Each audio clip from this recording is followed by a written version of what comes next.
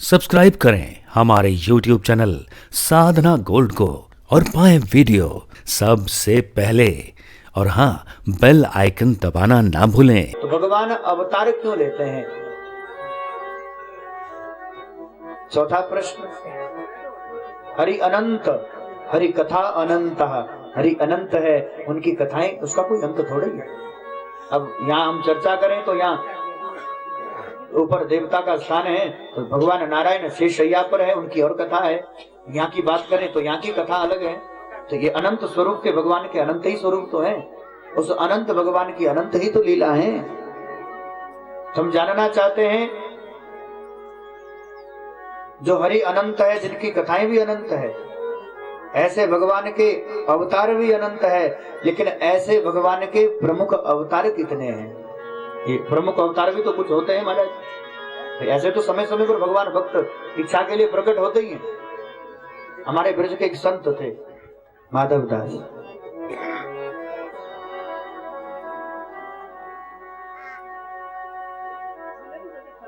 ब्रज लताओं में कन्हैया कन्हैया पुकारा करेंगे, ब्रज की लताओं में गुजारा करेंगे। ब्रज लताओं में उनका जीवन व्यतीत होता था।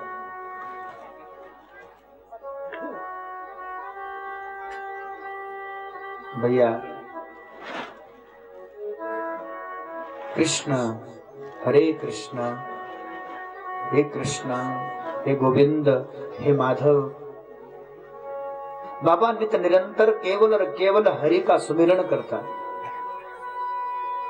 केवल भगवान नाम सुमिरन, अहिर्निश। उनकी वाणी से केवल राधा माधव का युगल मंत्र वो नित्य जपते थे, साक्षात उन्हीं का वो मनन चिंतन करते थे। बाबा नित्य उनका नियम था, माधव दास जी का एक नियम और था। ब्रज की लताओं में वो निवास करते थे, जहां देखा वहीं ब्रज झाड़ियों में झुरमुट में बैठकर वो भजन करते थे। वही उनका जीवन था। मतलब वो भजन दिखावे के लिए नहीं करते थे कि कोई हमें देखे हम माला भी जप रहे हैं, कोई हमें देखे हम अनुष्ठान पाठ भी कर रहे हैं, कोई हमें देखे हम कुछ कर रहे हैं, तो दिखाते नहीं थे, छुपाते थे। इसलिए ब्रज लताओं में बैठकर सजल नेत्रों से निरंतर उनकी आंखों से अश्रुधार बहती थी। भगवान के प्रेम विरह में नित्य वो युगल मंत्र का अहिर्निश जप करते थे महाराज। एक नियम और, ये जो बाबा थे, ये जो संत थे माधव दास, ये दोपहर का समय होता तो जब संत महात्मा पंगत करते, जैसे ब्राह्मण पंगत कर ले, तो संत ब्राह्मण जब पंगत कर लेते, उसके बाद वो जूठी पत्तल ढेर लगाते हैं, तो उसे कहते हैं शीत प्रसादी। जो संत ब्राह्मण जो कुछ शेष बचे, और तो उसे वो संत की शीत प्रसादी लेकर, वो संतों की शीत प्रसादी लेकर वो सब उसको इकट्ठा करते, जो कुछ चावल है, दाल है, जो कुछ बच गया हो, वो जूठी पत्तल से ही संतों की शीत प्रसादी समझकर वो संतों की शीत प्रसादी इकट्ठे करते। देखिए यहाँ तक भी सीमित होता तो ठीक था, नहीं महाराज। अचानक माधव दास को याद आई, अरे अरे दोपहर का समय हो गया है, आज प्रसाद नहीं लिया, शीत प्रसादी नहीं ली, चलो भागे भागे गए। जल्दी जल्दी में गए तो जो शीत प्रसादी, जो कुछ दाने बचे थे दाल, यदि इस भोजन को निगलता हूं तो मेरे गोविंद का भोग नहीं लगा, मेरे माधव का भोग नहीं लगा। यदि उगलता हूं तो संतों की शीत प्रसादी है, दोनों तरफ अपराध ही अपराध है। ना उगलते बने, ना आज भोजन निगलते बने। प्रसाद भोजन को निगल लेता हूं तो ठाकुर का भोग नहीं लगा, और उस भोजन प्रसाद को मुंह से उगल लेता हूं तो संतों की प्रसादी है, शीत प्रसादी का अपराध हो जाएगा। तो प्रसाद का कहीं अपराध ना बने, इसलिए ना उगलते हैं ना प्रसाद निगलते बना।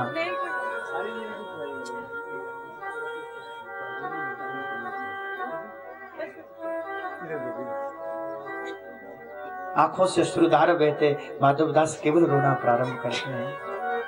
प्रेम के लिए कुछ खास दिल मखसूस होते हैं, क्योंकि ये तो वो नगमा है जो हर साज पर गाया नहीं जाता। किसी ये साज प्रेम का नगमा है।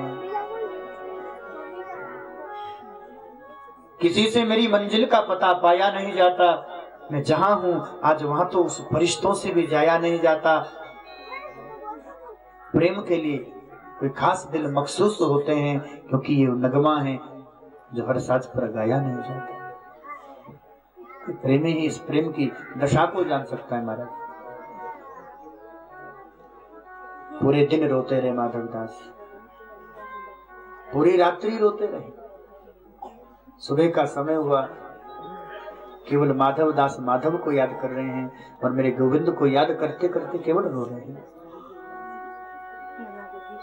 कि अचानक मेरा ठाकुर प्रकट हो गया महाराज। साक्षात मेरा गोविंद प्रकट हुआ और प्रकट होकर कहते हैं, बाबा तूने 100 हमें आज भोग नहीं आ रहे को, हम कल को भूखो बैठो हैं, कल से तूने हमें तो कछु खिलायो नहीं, तो बाबा नेक्स्ट 100 हमें खिला दो।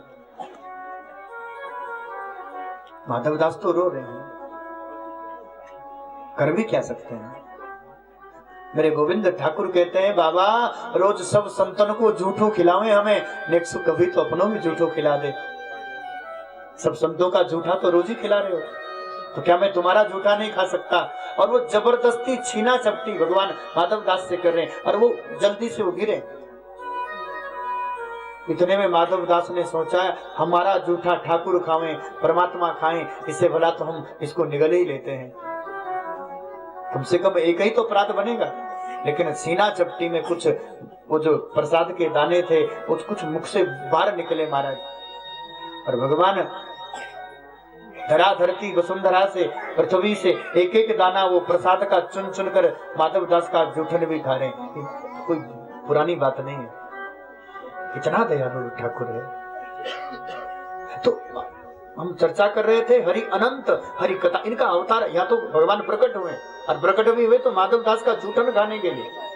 तो अनंत है भगवान, लेकिन उन अनंत में प्रमुख अवतार भी तो होंगे महाराज। और वो अवतार कितने, भगवान ने बड़ी सुंदर लीला की।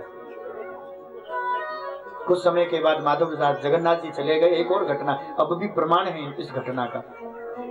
माधवदास जी चले गए तो वृद्ध भी हो गए थे, बूढ़े हो गए थे। एक दिन की लीला, ठाकुर जी प्रकट होते थे, माधवदास से कहने लगे, माधवदास हाँ प्रभु। कहते भाई बाकी तो सब ठीक हैं, लेकिन जब से हमने वृंदावन छोड़ा है और जब से हम आकर के जगन्नाथ जी आए हैं, बाकी तो सब बढ़िया है, हमारी सेवा खूब चकाचक हो रही है, लेकिन भाई बहुत दिन हो गए हमने चोरी नहीं करी। तो आदत तो है, अब जाएगी तो है नहीं, चोर ही नहीं हम पक्के चोर है। तो माधवदास जी कहने लगे, तो प्रभु हमसे क्या चाहते हो। ठाकुर जी कहने लगे, भाई देखो ये जो चोरी का काम है अकेले नहीं होता, कोई सखा मित्र तो चाहिए। वृंदावन में तो हमारी खूब बड़ी मंडली थी, बाल गोपाल चोर विद्या प्रचार मंडली। अब या तो कोई चोर मंडली है नहीं, साथ में कोई सखा मित्र ऐसा नहीं है जो साथ चलकर चोरी करें। और सच्ची कहूं इस समय तो आप ही हमारे सखा हो, वो सखे भाव रखते थे। माधवदास से कहने लगे, बाबा हम चाहते हैं कि आप हमारी साथ, अब हमारे साथ जाकर के चोरी करें। माधवदास जी कहते हैं, बाप प्रभु बुढ़ापे में पिटवाओगे क्या हमें। कहते अरे भाई आप हमारे मित्र सखा आप ही हो, तो क्या आप हमारी बात नहीं मानोगे। अरे प्रभु चलिए कौन सी चोरी करेंगे। कहते बाकी सब ठीक है, लेकिन यहाँ का जो राजा है, उन राजा का जो बगीचा है, इतने सुंदर सुंदर कटहल लगे हैं, लेकिन अब तक राजा ने पहुंचाई नहीं है, तो चलो चोरी कर लेते हैं, हम तो स्वभाव से चोर हैं। तो माधवदास जी चल गए बेचारे, अब उन्हें तो पता नहीं चोरी कैसे होती है। जैसे ही बगीचे में गए, माधवदास जोर से चिल्लाए, प्रभु इस पेड़ पे चढ़ूं या उस पेड़ के तोड़ूं। माली कहने लगे, संभल जाओ अभी दिखाता हूँ किसका तोड़ना। अब ठाकुर जी तो अंतर ध्यान हो गए और माधवदास जी जान बचाते हो वृक्ष के मध्य में पीछे जाकर बेचारे छुप गए। तब अचानक ठाकुर जी प्रकट होकर कहते हैं, बाबा चोरी का नियम है चुप रहना, इशारे इशारे में सब होना चाहिए, कहकर थोड़ी ना चोरी होती है, इसलिए कुछ नियम तो सीख लो चोरी के। माधवदास कहते हैं, जय जय हमें भी चोरी सिखाओगे। हाँ चलो, अब पेड़ पर चढ़ा दिया माधवदास जी। अब बाबा तो बाबा थे, उन्हें तो कहा तो चोरी करनी है। अब कटहल के पेड़ पर बाबा माधवदास जी कहते हैं ठाकुर जी से, एक नहीं या 100 या तोड़ू लाला की या वालो तोड़ू। अब तब तक तो फिर माली दोबारा, अभी बताओ कौन सा तोड़े। अब तो ठाकुर जी तो थे ही चोर, सो तो अंतर ध्यान हो ही गए। लेकिन अब जब तक माधवदास उतरे तब तक वो थोड़ा सायकालीन समय भी था, वो धोती उलझ गई वृक्ष में उतरते हुए, तो बाबा तो उतर भी ना पाए। और महाराज उस सैनिक ने बांधा जो भी था वहां पर रखवाली के लिए, बांधा सो 2-4 डंडे भी मार दिए।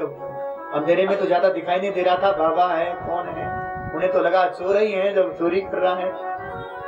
सुबह खबर लेंगे तुम्हारी हम, तो बंदे बनाकर रात्रि भर बेचारे बंधे रहे। और सुबह का समय हुआ, इधर से वो जो भी था सेवा करने वालों माधव दास को बांधकर राजा के पास ले गया। और उधर से जगन्नाथ जी के उस समय के राजा थे, तो राजा जी सामने से आए। सुबह का समय था, गुरुदेव को देखा। अच्छा, उनके गुरु थे माधव दास जी, उन राजा जी के गुरु थे। और गुरुदेव को बंधा देखा, महाराज फिर तो चरणों में गिर, जय जय गुरु। ये सब क्या? अरे महाराज, मालिक की तो कोई गलती नहीं है। देखो संगत का असर होता है ना। अब चोर का संग करेंगे तो चोरी तो आई जाएगी। अपना संग ही चोर का है। इसलिए हम जानना चाहते हैं ये चोरी करने का जो कारण क्या था, आपको कौन आवश्यकता पड़ी थी? सारा राजपाट आपका है, आप आज्ञा करते तो सब आपको ही दे देते। तो चोरी की लीला समझ नहीं आई। गुरुदेव कहते हैं अब क्या समझो महाराज, हमारी संगत अब चोरों की हो गई है। अरे गुरुदेव आप ऐसा? हाँ भैया, आज जगन्नाथ भगवान प्रकट होकर कहते हैं माधव दास बहुत दिन हो गए व्रत छोड़कर, तब से हमने चोरी नहीं करी है। चलो राजा के यहाँ कटहल नहीं पहुंचा हमें, चलो कटहल की चोरी करते हैं। अब तुम तो जानते हो हमारे गोविंद को, पक्को चोर है। हमें तो पेड़ पर छोड़कर अंतर ध्यान हो गया, तो हम पकड़े, मालिक को कौन सो पता, तो 2-4 डंडे भी खाने पड़े। चोर तो चोरी का संगत था। अब तो राजा रोने लगा महाराज। माधव दास के चरण पकड़ लिए, पकड़कर कहते हैं गुरुदेव हमसे गलती हुई। उसी समय कागज बनाए हैं, आज भी वो जगन्नाथ जी के, वो पूरा बगीचा वो जगन्नाथ जी के नाम राजा ने लिख दिया। तब का लिखा हुआ आज भी मान्यता है, और आज भी वो बगीचा जगन्नाथ जी के नाम है। तो इधर से कागज लेकर माधव दास जी आए, उधर से ठाकुर जी आए। ठाकुर जी कहते कैसी रही रात? अब रात कैसी बीती? माधव दास जी कहे कुछ भी कहो, इतनी चोरी करने के बाद आपको एक कटहल नहीं मिला। हम तो पक्के चोरे थे गोटा, पूरा बगीचा तुम्हारे नाम करवा के आए। तो माधव दास की कृपा से आज भी वो पूरा बगीचा जगन्नाथपुरी में जगन्नाथ जी के नाम है। मंदिर के नाम जैसे सारा वन वो जंगल क्षेत्र तो भगवान के नाम है, यहाँ भी देवता के नाम है। इसी प्रकार जगन्नाथ जी पुरी में तो समय समय पर भगवान अलग अलग स्वरूप में प्रकट होते हैं। तो अनंत प्रभु के अनंत अवतार।